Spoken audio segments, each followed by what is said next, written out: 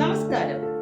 B mission സംഘടിപ്പിച്ച justice Balakrishnan കമ്മീഷനും പട്ടികജാതി സംവരണവും എന്ന വിഷയത്തെ ആസ്പദമാക്കി ആഗസ്റ്റ് 15-ന് എറണാകുളം അധ്യാപക ഭവനിൽ നടത്തിയ സൗഹൃദ സംഭാഷണത്തിൽ പ്രശസ്ത സാമൂഹിക പ്രവർത്തകനും എഴുത്തുകാരനുമായ VK അജിതഘോഷ് സംസാരിക്കും. ഒരു സമൂഹം എന്ന് പറയുമ്പോൾ ആ സമൂഹം നിലനിൽക്കണമെന്നുണ്ടെങ്കിൽ 3 കുട്ടികൾ, ഒന്ന് അതിശക്തര അതിബുദ്ധിമാന്മാരുടെ കൂട്ടായ്മയാണ്. സമൂഹത്തെ ഏത് സമയം എപ്പോഴെല്ലാം വ്യതിചലനം വരുവാൻ അപകടം വരുവാനും തിരിച്ചറിഞ്ഞ് തക്കതായ സ്ഥലത്ത് പല സെക്കൻഡിൽ അതിന് മറുപടി കൊടുക്കാൻ കഴിവുള്ള ഒരു അതിബുദ്ധിമാന്മാരുടെ കൂട്ടായ്മ. 2 പ്രശസ്ത കഴിവ് അതിശക്തിയായിട്ടുള്ള യോദ്ധാക്കളുടെ കൂട്ടായ്മ. 3 സമൂഹത്തെ നിലനിർത്തേണ്ട സമ്പന്നരുടെ കൂട്ടായ്മ. എങ്കിലേ നമുക്ക് അധികാരത്തിൽ കിടക്കാൻ പറ്റുള്ളൂ. ഒരിക്കലും അലവരാതികളെ വെച്ചുകൊണ്ട് അറിവില്ലാത്തവരെ വെച്ചുകൊണ്ട് അധികാരം നേടാൻ ജന്മം ചെയ്യാൻ നടക്കും. ഞാൻ ആരും നിങ്ങളെ ഉദ്ദേശിച്ചല്ല പറയുന്നത്. അങ്ങനെ ഒരുപാട് ആളുകൾ വേറെയൊക്കെയുണ്ട്, നമുക്കിപ്പോ അങ്ങനെ പിടിച്ചെടുക്കാൻ പറ്റും. പക്ഷെ ഈ തരത്തിലുള്ള ജനങ്ങളെ നമ്മുടെ തന്നെ ആളുകളെ നമ്മൾ അതിനു വേണ്ടിയുള്ള ട്രെയിനിങ് കൊടുത്തുകൊണ്ട് പരിശീലിപ്പിച്ചാക്കിയെടുക്കും. ഈ പരിശീലനം എന്ന് പറയുന്ന ഒരു കാര്യമുണ്ട്.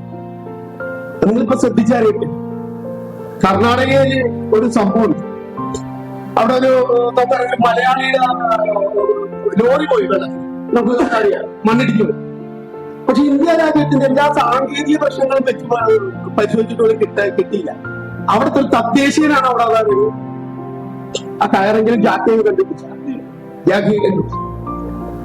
ആർക്കും വേണ്ടാത്ത ജനതയുണ്ട് ഞങ്ങളുടെ നാട്ടിൽ. ആ ആളുകൾ വരുമ്പോ അവരെ പേരാണ് പിടിമറ റാവുത്തരന്മാർ. പക്ഷെ അവര് വെള്ളത്തിലിറങ്ങി അരമണിക്കൂർ വെള്ളത്തിൽ കിടക്കുന്നു വിശ്വസിക്കും. അടിയില്ല ദേവികാരത്ര കിടക്കും, കൂടി അത് 4-5 മിനിറ്റ് 10 മിനിറ്റ് കിടക്കും. അത്ര കഴിവുള്ളവരുണ്ട്. നമ്മുടെ സമൂഹത്തിൽ ഞാൻ പറഞ്ഞു, നമ്മുടെ സമൂഹത്തില് അത്തരം കഴിവുള്ള ആളുകളെ സംഘടിപ്പിച്ചുകൊണ്ട് മിഷന്റെ നേതൃത്വത്തിൽ അതിനുള്ള സംവിധാനം ചെയ്തില്ല. അപ്പൊ ഒരിക്കലും ചെയ്യണം. ഒരുപാട് നാള് ജീവിച്ചിട്ടുള്ള ഒരു കാര്യമില്ല. ചില ആളുകൾ നിന്നിലൊക്കെ 10 ഞാനുണ്ടെങ്കിൽ മണ്ണിൽ 20 കൊണ്ടിട്ടുണ്ടല്ലേ കാര്യമുണ്ട്. ഒരു കാര്യമില്ല. ജീവി 32 വയസ്സ് വരെ ജീവിച്ചിരുന്ന ഒരാളാണ് നമ്മൾ ഈ അവസ്ഥയിലാക്കിയത്. 32 വയസ്സ് ജീവിച്ചത് ഞങ്ങളുടെ ജില്ലക്കാരൻ. തൊട്ടടുത്ത ആലുവ തൊട്ടപ്പുറത്തുള്ള കാലടി എന്ന് പറയുന്ന സ്ഥലം. ആ കാലടി എന്ന് പറയുന്ന സ്ഥലത്തിന്റെ പേരിന്റെ വരെ 10ാമത്തെ വയസ്സിൽ തന്റെ അമ്മയുടെ അച്ഛൻ മരിച്ചു. 10ാമത്തെ വയസ്സിൽ അമ്മയുടെ പറയും, ഈ സമൂഹത്തിലെ തദ്ദേശീയരെ ഞാൻ ചട്ടാളനാക്കി തരാം. ചണ്ടാളെന്ന് വെച്ചാൽ വാക്കിന്റെ സംസ്കൃതി തന്നെ വ്യക്തമായിട്ട് ചത്ത പക്ഷേ 10 ദിവസം കഴിയുമ്പോൾ തിന്നുന്നവൻ. ആ സാറ് വേറെ രീതിയിലാണ്. അപ്പോട്ടെ, കുഴപ്പമില്ല. നമ്മൾ ഇതിലുള്ള ആശയവിദ്യ ഞാനൊന്നും കുറെ നാളാണ് ഇതിന്റെ ഹിന്ദുമത പ്രഭാഷകനെ നടന്നാളാണ്, പ്രചാരകനെ അനുഭവത്തിൽ നടത്താം. എനിക്ക് അന്നാ സ്ഥലം അറിഞ്ഞു. ആ സ്ഥലത്തിന് ഇടപ്പാടെന്ന് പറയും, മലപ്പുറം ജില്ല ഇടപ്പാടെന്ന് പറയും. കേട്ട് കണ്ടിട്ട് അവിടെ ഞാൻ ഹിന്ദുവെന്ന് പ്രചരിപ്പിക്കാൻ വേണ്ടി പോയ വിവരം കെട്ട കാര്യത്തിലാണ്.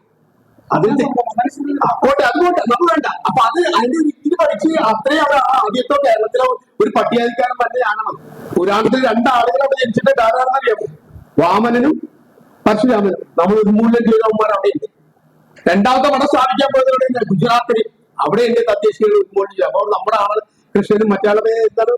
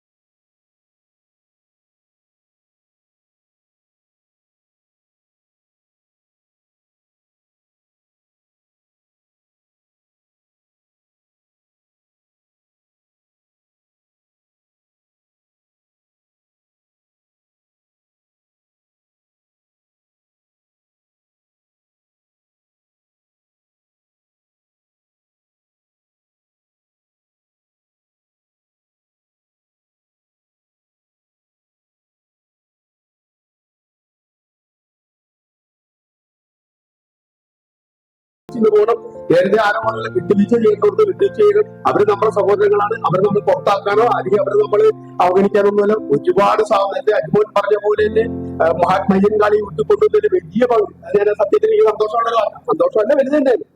അദ്ദേഹത്തെ അക്ഷരം പഠിപ്പിച്ചു എന്നൊക്കെ നമ്മൾ തന്നെ ഈ പറഞ്ഞ നമ്മുടെ സമൂഹത്തിന് അപ്പുറത്ത് പോയിട്ട് ആ വിദ്യ നേടിയ ആളുകളൊക്കെ തന്നെ.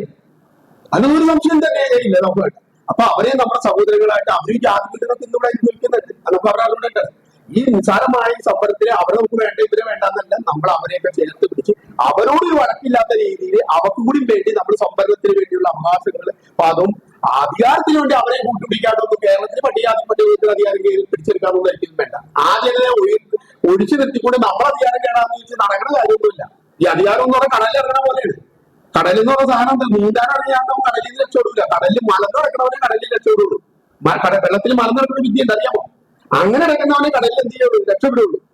അത് നമ്മൾ പഠിക്കുന്നത്. അതാണ് രാഷ്ട്രീയം എന്ന് പറയുന്നത്. എനിക്ക് ഇത്ര പറയാനുള്ള നല്ലൊരു പരിപാടി വിമിഷന്റെ നേതൃത്വത്തിൽ ഈ ഒരു പരിപാടി ഇങ്ങനെ സംഘടിപ്പിക്കാനുള്ള ഒരു സാമൂഹ്യ ബോധം കാണിച്ചതിലും പെട്ടെന്ന് ഇങ്ങനെ ഒരു ചിന്ത മുന്നിൽ വന്നതിലും വളരെ സന്തോഷമുണ്ട്. അത് മുന്നോട്ട് ഇത്തരത്തിലുള്ള കാര്യങ്ങൾ പെട്ടെന്ന് നമ്മൾ ചെയ്യേണ്ട കാര്യങ്ങൾ അതുകൊണ്ട് ചിന്തിച്ചുകൊണ്ട് ചെയ്യാനും ഒരുപാട് പൈസ ചെലവുണ്ട്. അങ്ങനെ ചെയ്യണമെന്ന് അതിനുള്ള എല്ലാവിധ സഹായങ്ങളും ഉണ്ടാവുമെന്ന് അഭ്യർത്ഥിച്ചു പറഞ്ഞുകൊണ്ട് എന്റെ വാക്കുകൾ നിർത്തുന്നു. എല്ലാവർക്കും ജയിക്കും.